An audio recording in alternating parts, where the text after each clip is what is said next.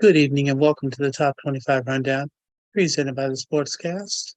Today is September 13th, 2023. If you haven't yet, please subscribe on all your channels, YouTube, Twitter, Twitch.tv, and Apple Podcasts.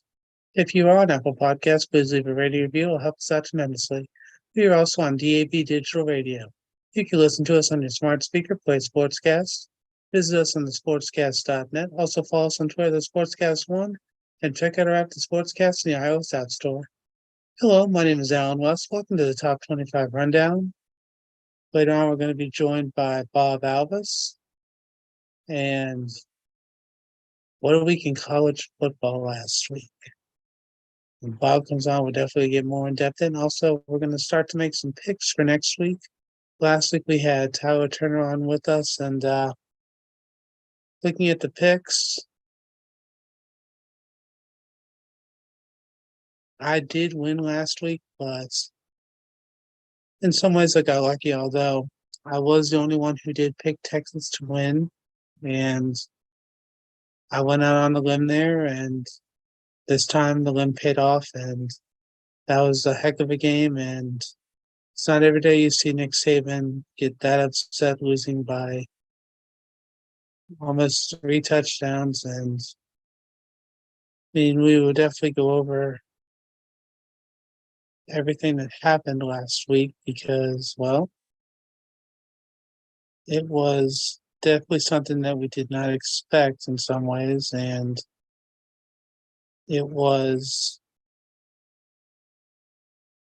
a welcome change.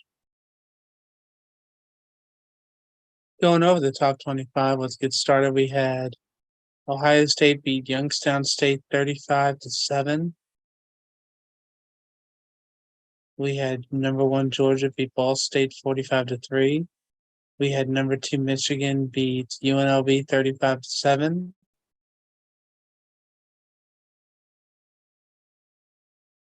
We had Texas beat Alabama. I apologize, only won by 10 points, but still, winning in Tuscaloosa is one of the toughest places to not only play in, but also to win in. So having them take care of 4 different streaks because Nick Saban won, that was pretty impressive.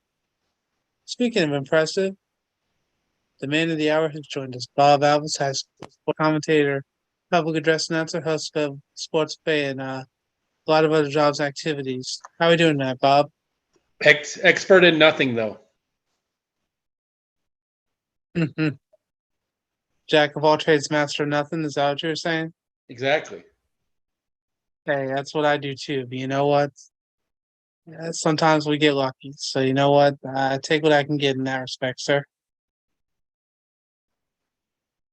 But welcome, and I took a look at our picks from last week, and well, I had the best week of anybody. Yeah, I just looked at that. I had 6. So yeah, guess it's better than 0.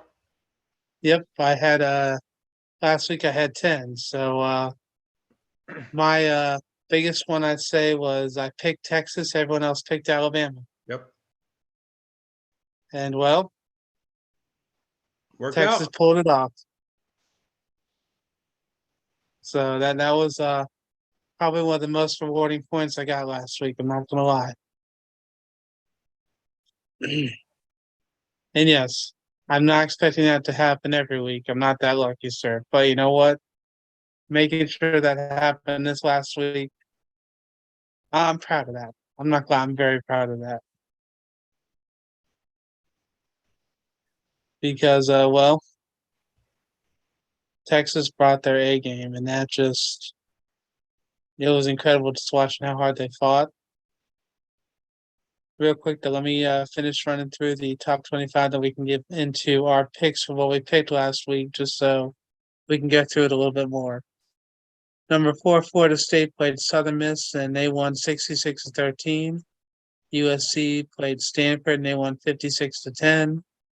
Penn State beat Delaware 63-7. Washington beat Tulsa 43-10. Tennessee beat Austin Peay 30-13. Notre Dame beat NC State 45-24. Utah beat Baylor 20-13. Oregon beat Texas Tech 38-30. LSU beat Grambling 72-10. Kansas State beat Troy 42-13. Oregon State beat UC Davis 55-7. North Carolina beat Appalachian State in double overtime 40-34. Oklahoma beat SMU 28-11. Washington State upset number 19 Wisconsin 31-22. Ole Miss beat Tulane 37-20. Duke beat Lafayette 42-7. Colorado beat Nebraska 30-14. Miami upset Texas Southern 66-17.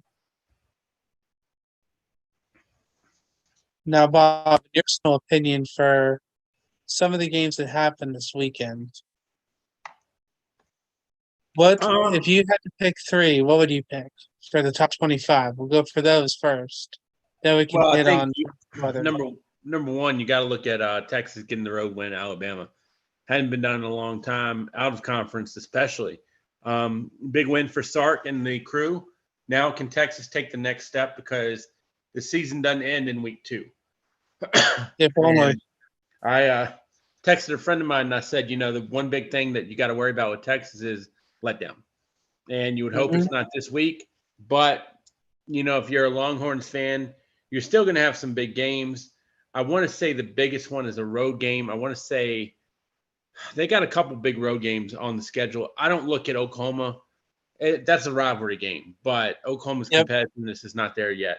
Number 2, Appalachian State pushed North Carolina to the brink of defeat. I mean, the Heels did not look great from the part I saw, but it's hard to win in Keenan, but Appalachian State almost did it. And number 3, I was kind of shocked at Wisconsin going to Pullman and kind of I don't want to say laying an egg, but I mean, you would figure that's the game they're going to win. And now Wisconsin, I know they're in the first year of the Luke Fickell era, but I thought that'd be a game they'd win. Fair enough. The game that I picked after that was Miami and Texas A&M. Because that was a really good game also. I think the Jimbo Fisher era is getting just worse and worse by the moment. And long term, I don't know how I think you're going to have some very angry people in College Station. Probably. Now, the other game that people are definitely going to be talking about, Nebraska and Colorado. Now, I mean, Coach Prime, he is a good coach. I'll give him that. But I'm not all in on him. I mean, I have picked him in every game so far. But the thing is, his non-conference schedule right now, it hasn't been as difficult just because some of the teams like Nebraska, they were rebuilding. And as much as you wanted them to beat Colorado, I felt that Matt Rule, while he's getting everything set up, I felt like Prime had Colorado more prepared, honestly. I mean, I think the whole thing with Colorado is I think Colorado is more motivated. Prepared, X's and O's, I don't know. I'm not there. But motivated, I think Deion's a great motivator. They're 2-0. I mean, you can't argue with that because they got a big one against TCU. Win. I mean, that's a huge win. But here's the thing with everybody. It's kind of like slow down. We're in week 2.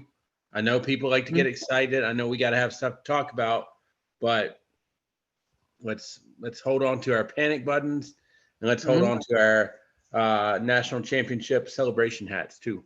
Well, I'm not saying he's going to win the national Right. championship, No, I'm but saying anybody. I'm saying true, anybody. true. I'm saying that compared to how it was last year, he's already been able to give the school more of a lift than they've had probably in a little while, honestly. That and then his son, Shador, in two Real games deal. is averaging 450 passing yards a game averaging in 2 games so far. So I mean, that's not going to last, but I like how they're starting out and just how they're making sure to make an impact in every game. Just because, well, like you said, we got a long year to go. It still is nice to see the improvements that are already happening. Now, Tyler, if he was on, he would definitely talk about Oregon and Texas Tech, how Oregon came from behind to win, and they pulled it out. So that was a heck of a game by them. But Oregon's defense definitely made it. They brought him back just because it looks like the offense wasn't having the best time. So it's good to see, but we're going to see how they go the rest of the year. That and Chris Caravello, he was on with us the first week, and he actually just finished the 300-mile super race. And I had spoke with him, and he's happy about Washington, but just for that race, 300 miles in like 7 days. I give him a lot of credit for that, and I look forward to when he comes back. Just because definitely ask him about that when he comes back on with us. But I mean, Washington, they seem like they did pretty good, and they weren't really challenged by Tulsa. No. I mean, me being an Ohio State fan, I was mad because I watched that game. They let Youngstown State score, I believe, their first possession, which they gave up a field goal the week before. So when they gave up that touchdown, they were pretty upset. Luckily, they didn't give up any more, but for a while, the game was closer than it had to be. And they're still trying to figure out about Kyle McCord being the quarterback. We're going to see how that goes, but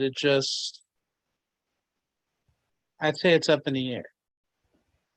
Now, we talked about the Iowa betting scandal, with the Iowa and Iowa State betting scandal.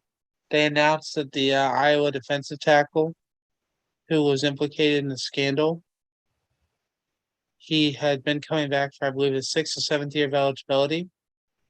That eligibility was canceled because of the scandal, so his college career is over, which, with the mistake he made, you can't really fault the NCAA for that. Whereas for the North Carolina wide receiver, the NCAA got mad that Mac Brown and the athletic director spoke out, and also how certain people are trying to look at legal options. They kind of were. I don't know if you heard about the statement they made earlier today for North Carolina.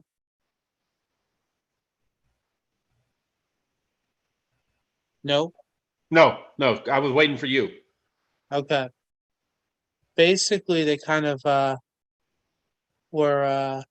They received threats because of this.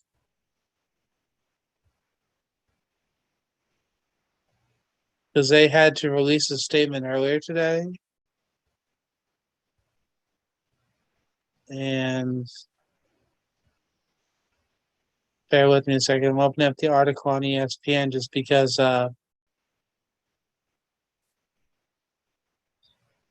according to Andrea Adelson for ESPN, the board chair and vice chair said in a statement that violent and possibly criminal threats have been directed to committee members in the wake of the high-profile decision to deny an immediate eligibility for the North Carolina wide receiver Tez Walker. Said they were troubled by the remarks public North Carolinians have made about the case. Coach Mike Brown and Athletic Director Bubba Cunningham both sent a decision last week and pointed comments taken direct aim at the NCAA.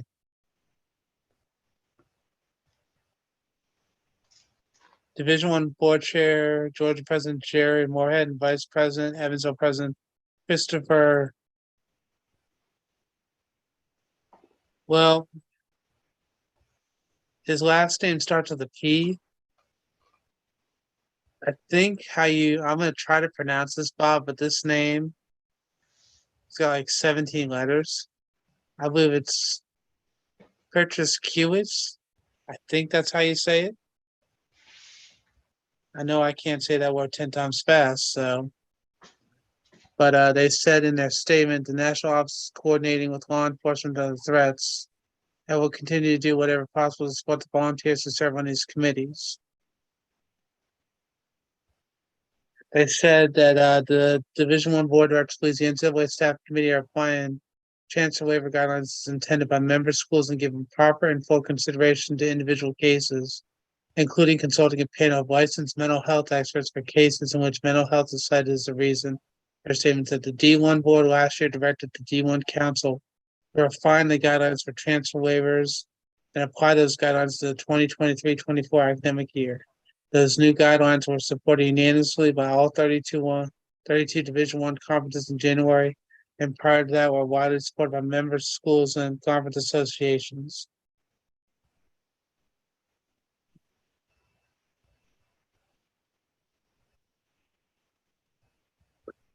When they were talking about Tez Walker, in the statement, they said, citing extenuating factors such as mental health does not necessarily support a waiver request, but instead may, in some situations, suggest a student athlete should be primarily focused on addressing those critical issues during the initial transition to a third school. They are trying to say that North Carolina has waged a public relations campaign against the NCAA, but the final part of their statement does comments directly contradict what we and our fellow Division I members and coaches calls for vociferously, including UNC's own football coach.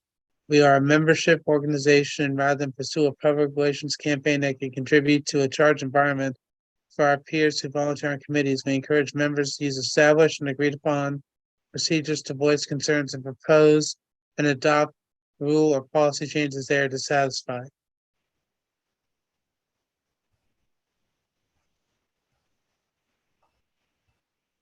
I mean, I don't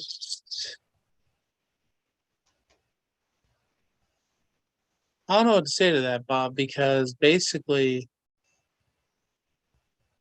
they're trying to say that they're focused on the player's mental health, but what they just said almost sounded like a complete contradiction, because they're saying the last thing they said is instead of focusing on the mental health, the player should just focus on his transition to the new school.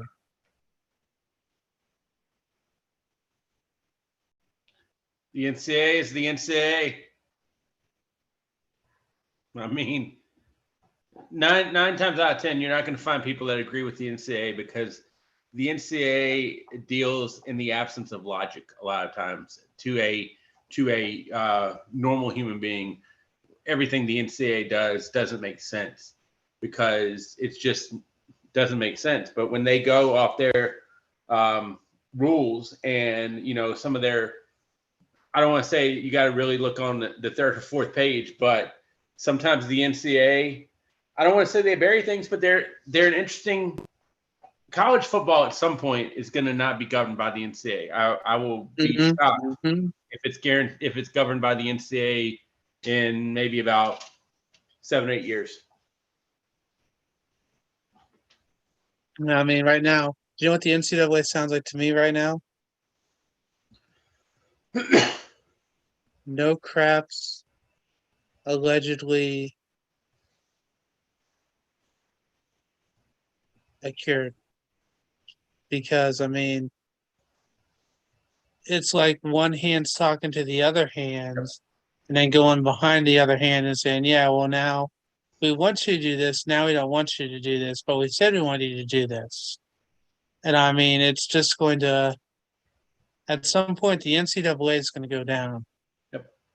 I think they're going to go down worse than how the Pac-12 has gone down. And because you saw how Oregon State and Washington State had an emergency meeting because they know that the Pac-12 is going to try to liquidate all their assets. So they had to have an emergency meeting to stop that from happening. So they were able to get that from a judge. We're going to see how that goes just because that's still a whole bag of worms that has not completely been figured out. Although we do have another scandal to talk about, sir. The one for Michigan State's head coach, Mel Tucker. Have you looked at this scandal so far for what happened? Yep. What do you think? I wasn't there. I mean, it's a lot of he said, she said. It's a lot of he said, she said, literally. And, you know, when my friend asked me about it, I told him, you know, I mean, I hate to play the I wasn't there card, but I wasn't there. And I think a lot of this is, you know, Michigan, if it happened at any other school, I don't know that it would be getting the pub. I don't know that Mel Tucker would have been fired, suspended, anything like that. But because it's at Michigan State, where you had a extremely bad incident with Larry Nassar. I mean, the one thing I can tell you about from just looking on the outside, Mel Tucker is 100% guilty of poor judgment. I mean, in today's day and age, I think the biggest thing you cannot do is assume that nobody else is going to find out about it because of the internet, because of, you know, screen grabs, Snapchats, screen captures. I mean, you know, it's just impossible to keep things a secret at this day and age. But I wasn't there. So, like, I don't know. I have a feeling there's a lot more what happened on both sides than we're being told. But, you know. Now, here's my issue with this. Sure, he made a huge mistake. There's no doubting that. But besides him making a huge mistake, he made a huge mistake with a sexual assault awareness speaker who's already gone through all this and had this happen to her when she was in college as a student at Oregon State. And then to go through this with Michigan State's head coach, apparently how they had met a few times and how they had done the phone calls and the video calls where certain things happened. He signed a $90 million contract less than 2 years ago. And then he's going to do something like this thinking, oh, no one's going to find out about it. I mean, how he's made those comments. Tracy posted a response on her social media referring to an acronym, which is DARVA, which is Deny, Attack, and Reverse Victim and Offender, which I can't say that probably isn't right, but the thing is, like you said, we weren't there. We didn't see what happened. But even still, if this had happened maybe 30 years ago, you wouldn't have evidence. You wouldn't be able to prove anything at all. But like you said, because of how you can just screen grabs, how you can look up social media, and how you can just even look up phone calls and everything. Because you know that he was half the time he was probably using the school's not only the school system, but probably the school computer as well.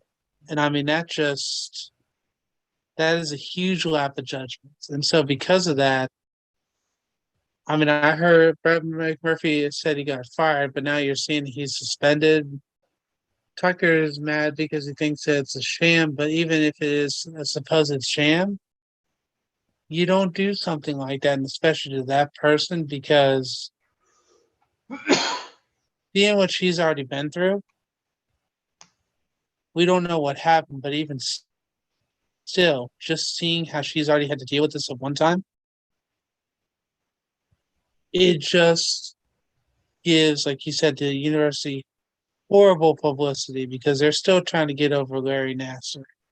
And just seeing this, one of the other things, you know how they let go of Mark Antonio? Mm-hmm. He's now back as an assistant coach to help the team. Mm-hmm. I mean, if you're bringing him back after that, what does that say for the school? Honestly, I can't think of anything good, unfortunately. Yeah, I don't know how this one. At the end of the day, you know, I don't know if there are any winners at the end of the day. I really don't. And you talked about if this happened 30 years ago, we're not dealing with the social media, the screen grabs, the things like that. But I would say this too. 30 years ago, we lived in a different culture. I mean, We did. if you take, anytime there is a Penn State incident with what happened with Jerry Sandusky, a Larry Mm-hmm. Nassar incident where you have, you have people that were, for accusation's sake, sexually assaulted physically. Mm-hmm. 30 years ago, the sexting, the mental health, the everything like that was not to the forefront that it is now. So I think you had oh, it's just, you know, boys being boys, women being more boys being boys than women being women. Mm-hmm. But you had that case of it. But nowadays, everybody is going to take the victim side first and foremost. And I'm not saying that's wrong, but that's where you come from nowadays. And, even, I mean, Mel Tucker is really in bad trouble no matter what happens because he's already guilty in the court of public opinion in Mm-hmm. the court that really matters. Yeah. Do you know what this reminds me of a little bit? When Bobby Petrino was a head coach at Arkansas, Yep. and he got in trouble when he had the motorcycle accident with the, I believe the intern, the intern or the person who worked in the sports information department. I want to I thought say, it was the secretary, but it might have been an intern. Yeah, we're on the same page. yeah. And then he was suspended or fired, and John L. Smith had to take the team, and they went from a championship contender to, I think they were 500 that year. Right. And the funny thing was, that was when Ryan Mallett was quarterback. So that was the year they expected big things.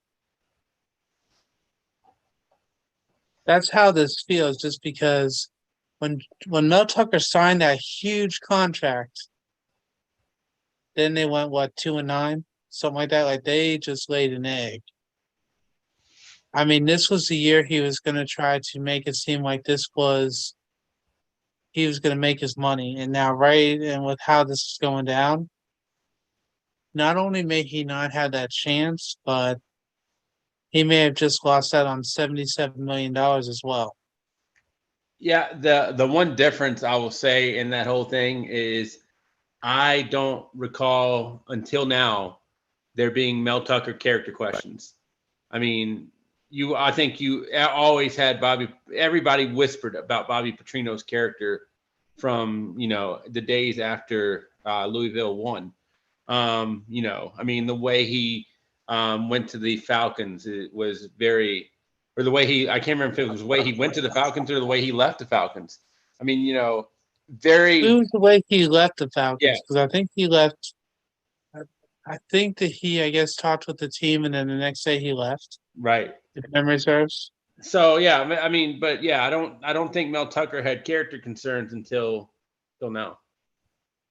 And it's hard to True. beat character concerns. You could go, I think, lay an egg, go 0-10, 0-12, but then once you start, recruiting questionable people that get arrested or, the sexual allegations, or I'm sure I could think of more. That's where it's tough to rebound from. I mean, tell True. me. I mean, look at Matt Rule, for example. Matt Rule was at Hmm. Temple, then I believe at Baylor, Hmm. then to the Panthers, now to Nebraska. What is Hmm. Matt Rule's biggest fault? He was a bad pro coach. Hmm.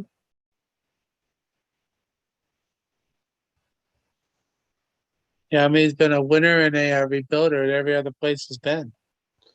But then you've got And college coaches too that people just don't like because they're arrogant or they've said stuff that hadn't been liked. I mean, I'm Will sure Muschamp, Oklahoma. Say again.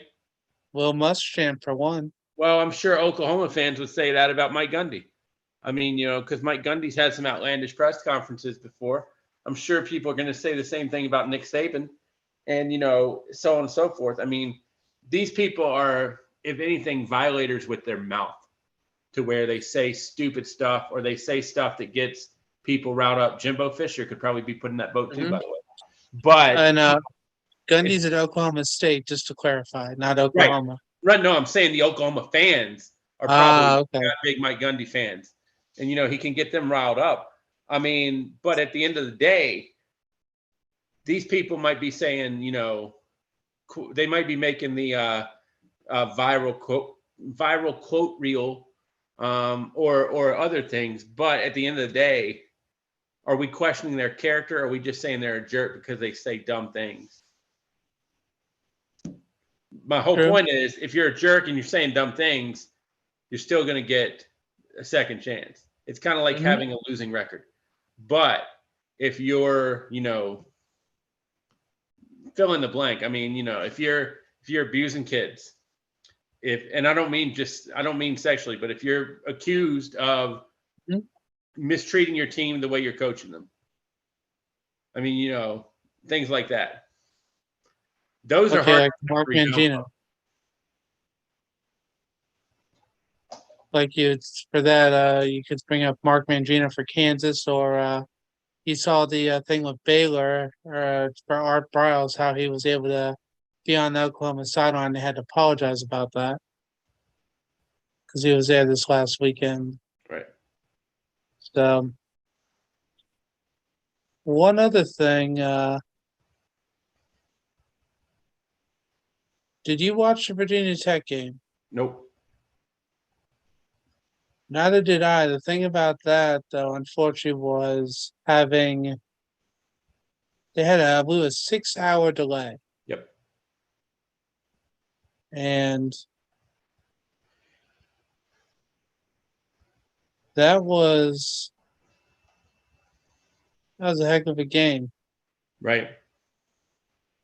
And there's a lot of people that are complaining about the way Virginia Tech handled the delay with the fans in terms of where they put them. Everybody was like a sardine underneath Lane Stadium's tunnel. They never kind of really, quote unquote, updated the fans, so to speak. So I know there's some complaints that way, but yeah, Virginia Tech and Purdue. I mean, it was a really good game for two programs that are, I don't want to say desperate for wins, but probably desperate for wins. Hmm. That and Eastern Kentucky, their football,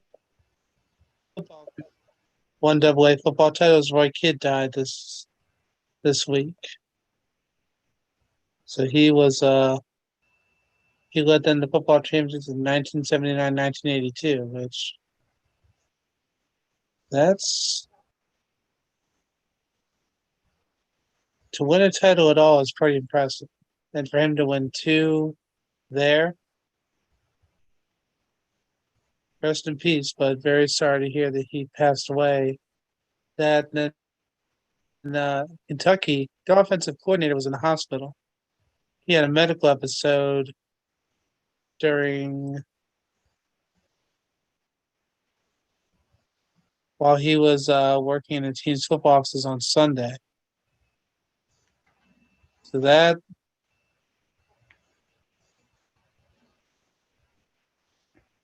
just seeing how different things are happening,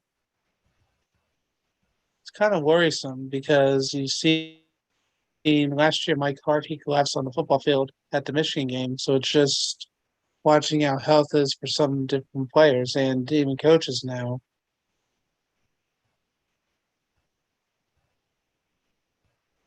But Bob, we almost forgot the most important part of this week. Are you ready, sir? Go for it. Time to make our picks. All right. Let me pull my picks up. I haven't made mine yet, but I'm going to while we're talking. So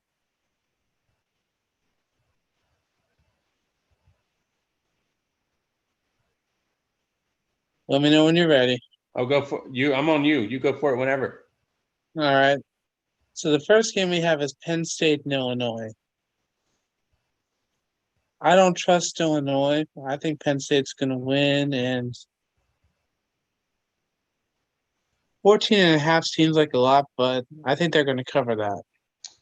I took Penn State as well. I don't know why, but I did. I don't like big numbers. I'm not a big fan of big numbers, especially for road teams. True. And then we have LSU at Mississippi State.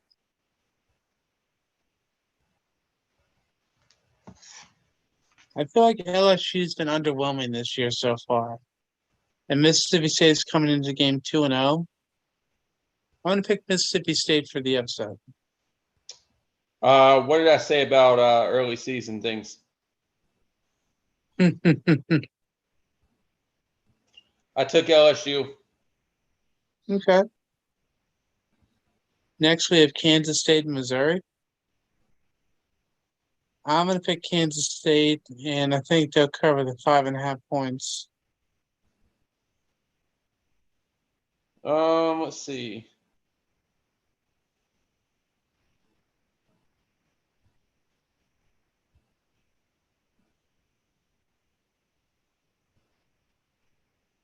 I picked Kansas State.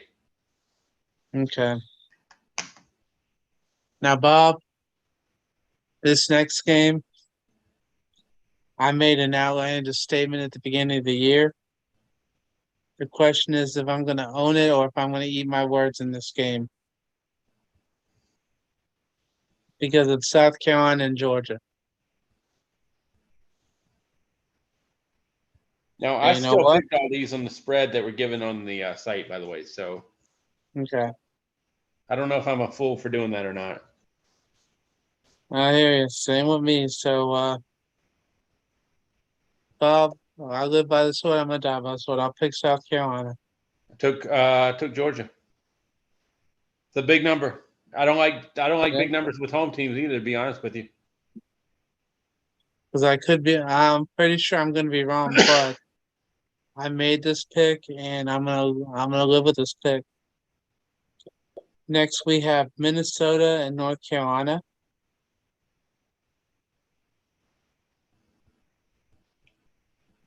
I'm gonna pick Minnesota for the upset. I did too. I picked Minnesota more for when I looked at the spreads, I was going off more on the spread part of it, to be honest with you. Okay. That Minnesota would 7.5. I just don't think Carolina wins by more than a touchdown.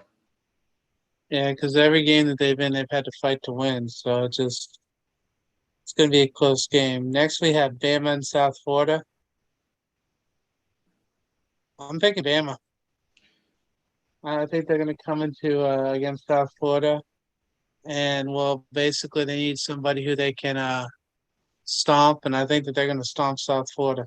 Yeah, I think Bama's going to blow them out if I picked them laying 32.5. That's a big number. That's a big number. It's a very big number. Next, we have Washington and Michigan State. I'll pick Washington. With everything that's going on this week, this feels like a Michigan State rally cry. And I took Michigan State on the plus 16.5. So Okay. I'm going again. I don't know if I picked wrong or not, but that's how I picked. Washington could very well win the game, but not by 3 scores. Okay. Well, Bob, do you know how the Pac-12 is football-wise this year? Yeah. 12-0. They haven't lost yet. Yeah. I didn't say they'll lose. I just don't think they'll win by 17. We'll see. Now, we have Tennessee and Florida. I struggled with this one. I still don't trust Florida completely. I'm picking Tennessee. The glory days of the swamp have to come back at some point. I just don't think it's on Saturday. I got Tennessee to win by more than 7.5. Okay. Next, we have Syracuse and Purdue. In no way do I advocate taking my picks to Vegas, like we've always said. In no Exactly. means do I say that. This is just us making our picks and Right. seeing what happens. Last week I got lucky enough to go 10-5. Bob won 6-9. But you know what? It can change every week, so we'll see what happens. But Syracuse and Purdue. I'm gonna pick Purdue. Something just tells me this game's gonna be a lot closer than people think, even with the spread being 2.5. Yeah, I'm with you. I got Purdue. Next, we have Pittsburgh and West Virginia. Oh, backyard brawl. Yeah. Give me WVU. I'm gonna take Pittsburgh. Okay. I'm gonna see how this goes. Next, we have BYU and Arkansas. I took BYU, but strictly because of the number, 10.5.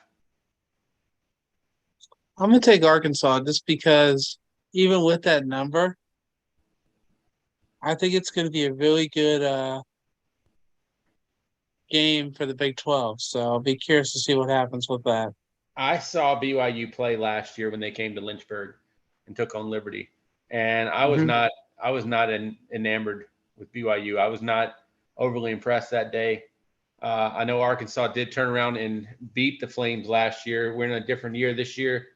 I think Arkansas is probably going to win, but I just don't know if they beat BYU by more than 11. We'll see that. Then we have Georgia Tech and Ole Miss. Huge number, by the way. It is. I'm gonna pick Ole Miss. I did as well. With that huge number. 20.5. Yeah. I just don't know that Georgia Tech has turned the page yet to the page that reads good football team. I don't think so. And Ole Miss with Lane Train going down there. I see Ole Miss. Sure. Next game we have is TCU and Houston. This could be a good game.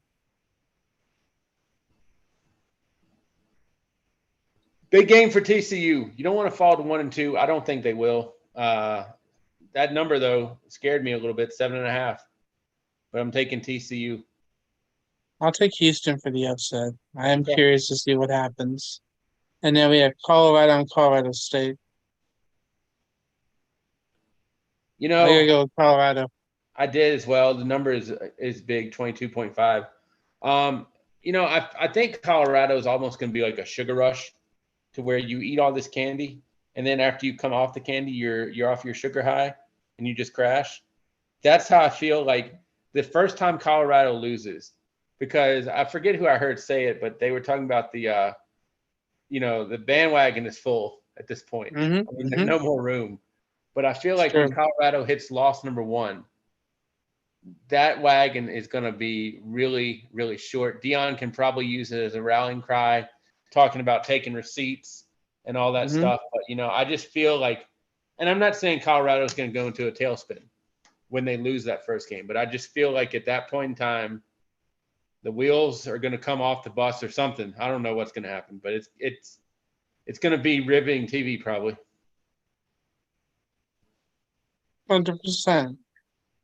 And then we have Fresno State and Arizona State.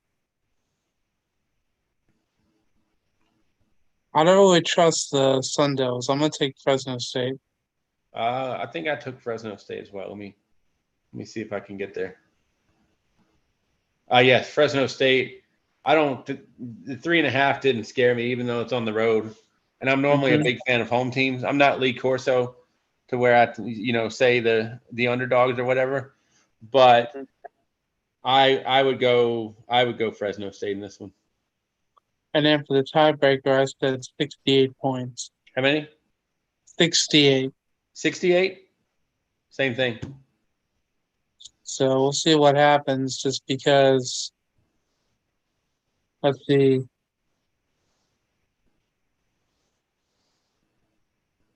Last week for your picks, you picked Notre Dame, you picked Utah, you picked Colorado, you picked Iowa State, you picked Ole Miss, you picked Texas A&M, picked Pittsburgh, picked Bama, picked Oregon, picked Boise State, picked Mississippi State, picked UCLA, picked Wisconsin, picked Arizona State, and you picked Auburn. Whereas for me, I picked NC State, I picked Utah, I picked Colorado, picked Iowa, picked Ole Miss, picked Miami, picked Cincinnati, picked Texas, picked Oregon, picked Boise State, picked Mississippi State, picked UCLA, picked Wisconsin, picked Oklahoma State, and I picked Auburn. So for some of the ones for the cover, I didn't get, but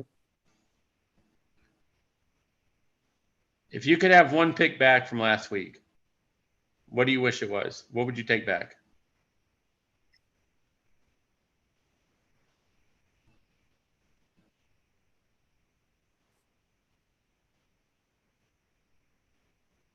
good question.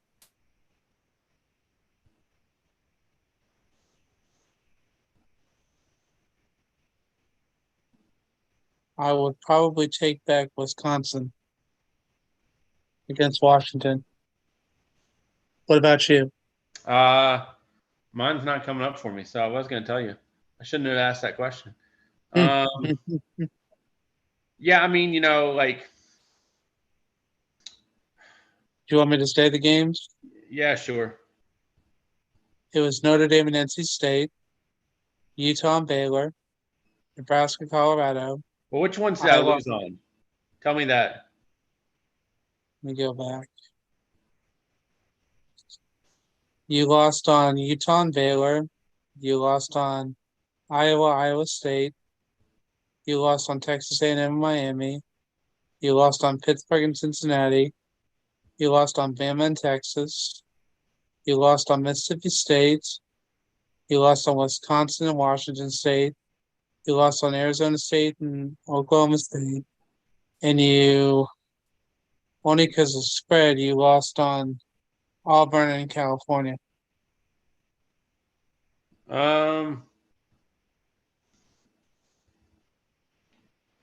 the one I probably wish I could take back, strictly from spread purposes, would probably be Mississippi State and Arizona.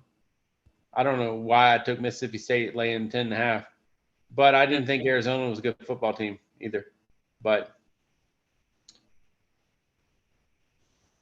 what do we do? We just keep rolling with what we got. Yeah. We'll see how it goes every other week. And I mean, I'm looking forward to the challenge that and well, we can have Tyler back on as well. He'll definitely have a few words about this and just see how it goes. But we'll see. I got my fingers crossed no matter what. So And just kind of looking ahead early, one big one next week, Florida State and Clemson. has to be a good one. I mean, I really think that's going to tell us a lot of things. Colorado and Oregon also is on the docket. There's some decent games that I just look ahead, but I think that Florida State Clemson game to me really could say a lot of things about both teams. I mean, Clemson has not looked good, No. not at all. And Florida State beat LSU, so Did. I mean, we could be seeing the changing of the guard in the ACC. I don't know.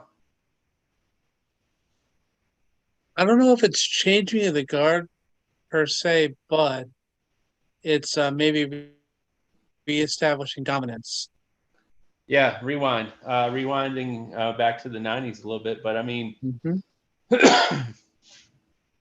it's odd to see Clemson take this much of a hit. I think. Um, I mean, and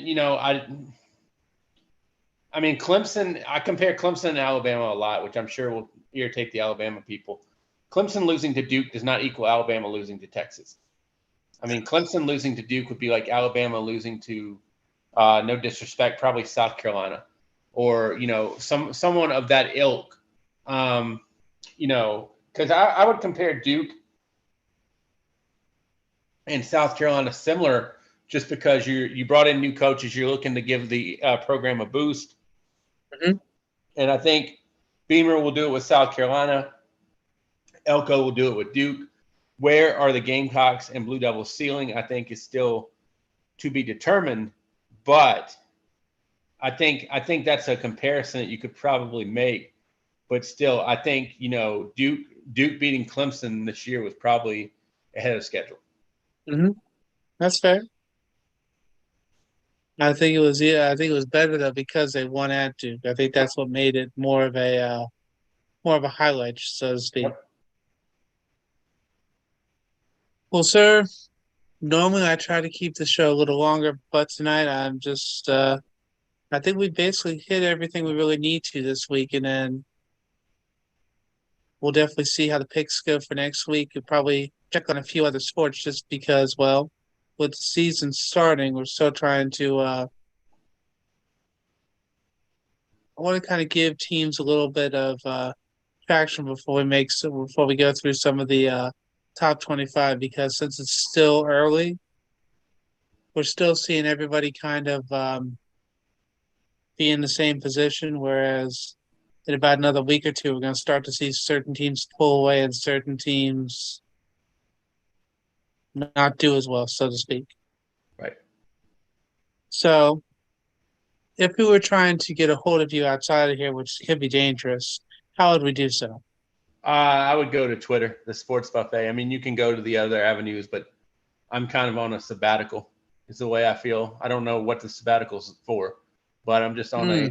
I post more on Twitter than I do on my other things. So I would say, if you want me, Twitter. The fun fact about me, or maybe not fun, is if you ever need to know what's going on with a boxing fight that's either on pay-per-view or ESPN, I normally live score the fights. So that could either really bore you or really, really really get your gears going.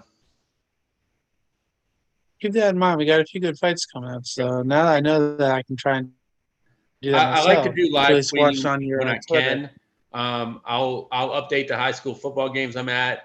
But it's hard for me to sit down and watch a game to where I will live tweet it. And when I say live tweet it, I'm not play by playing it, but that was a stupid score right there by Alabama or Texas. Or I thought about doing it Monday, but since I watched the Manning cast as opposed to regular ESPN, I mean, it feels weird to say, did you hear what Eli just said? Or did you hear what Peyton just said? But I find stuff like that. I think that's kind of the way sports is going. I still think there's going to always be room for traditional broadcast, but I mean, Hmm.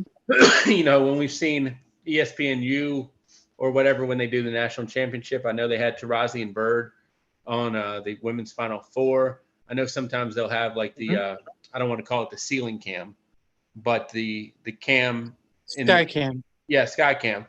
So I think, and let's be honest, Alan, you and I are an older generation, and people are trying to appeal to the youngers, 20s, maybe early 30s. But I think that's where things are going. So I'm the old fuddy duddy every now and again. That's like, why are they not doing it this way like they used to? Well, it ain't meant for me. But Sports Buffet on Twitter, to make a long story short. That's fair. And what did you think of the three strikes and you're out for Aaron Rodgers? Very interesting. I did see a clip of the Manning cast, and this was funny. I wanted to bring this up, but I didn't know where I was going to bring it up to. They did a thing on the Manning cast to where Peyton Manning is like, Who's the other quarterback there? Because I haven't heard of anybody playing for the Jets but Aaron Rodgers. And Zach Wilson was the number 2 quarterback.